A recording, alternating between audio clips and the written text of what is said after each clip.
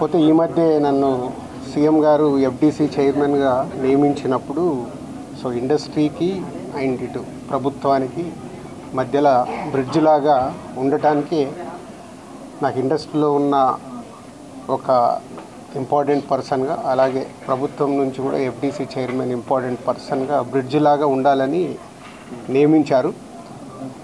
పోతే నేను ఎమర్జెన్సీగా యుఎస్లో ఈవెంట్ ఉండడం వల్ల యుఎస్ వెళ్ళడం, నేను నిన్న నైటే ఇక్కడికి వచ్చాను. ఈ లోపల చాలా చూస్తున్నాం డిఫరెంట్ యాంగిల్లో, ఇటు ఇండస్ట్రీలో కానీ ఇటు ప్రభుత్వం దగ్గర నుంచి తీసుకుంటున్న వాళ్ళ డెసిషన్స్ ఏవైతే అఫీషియల్ పోలీస్ డిపార్ట్మెంట్కి కానీ. సో ఈరోజు వచ్చిన తర్వాత సీఎం గారిని కలవడం జరిగింది. సీఎం గారు కలిసిన తర్వాత సో ఇక్కడికి వచ్చాను. ఇప్పుడు భాస్కర్కి మెయిన్గా ఇటు ఇండస్ట్రీ నుంచి అటు ప్రభుత్వం నుంచి అన్ని రకాలుగా నా ద్వారా నిలబడి వాళ్ళని అన్ని రకాలుగా జాగ్రత్తగా చూసుకునే బాధ్యత తీసుకుంటున్నాము.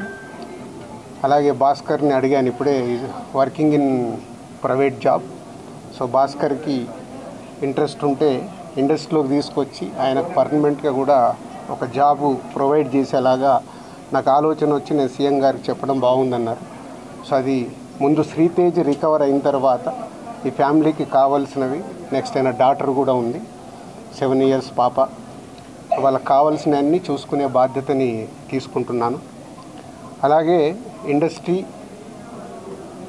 గవర్నమెంట్, ఈరోజు అందరూ గవర్నమెంట్ ఏదో ఇండస్ట్రీని దూరం చేస్తుంది, ఇలాంటి రకరకాల న్యూస్లు చూస్తున్నాం. సీఎం గారు ఒకటే చెప్పారు, ఇండస్ట్రీకి కావాల్సినవన్నీ ఎఫ్డీసీ ద్వారా ఏమున్నా ఇండస్ట్రీ కోసం గవర్నమెంట్ అన్ని రకాలుగా నిలబడుతుంది.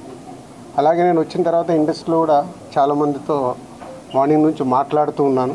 సో సీఎం గారు అపాయింట్మెంటు రేపు కానీ ఎల్లుండి కానీ ఇస్తానన్నారు.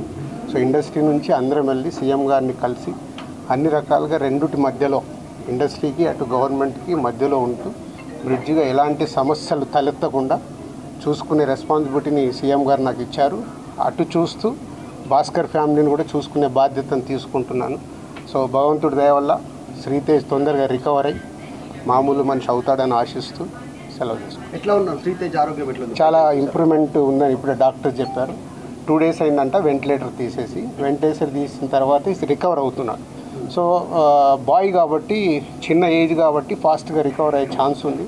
గాడ్ గ్రేస్, వెంటిలేటర్ తీసిన తర్వాత కూడా రికవరీ కనిపిస్తుంది కాబట్టి డెఫినెట్గా తొందరలోనే కోలుకుంటాం. ఈ ఎపిసోడ్కి ఇంకా తెరబడతాను సార్ మీరు వచ్చినందుకు.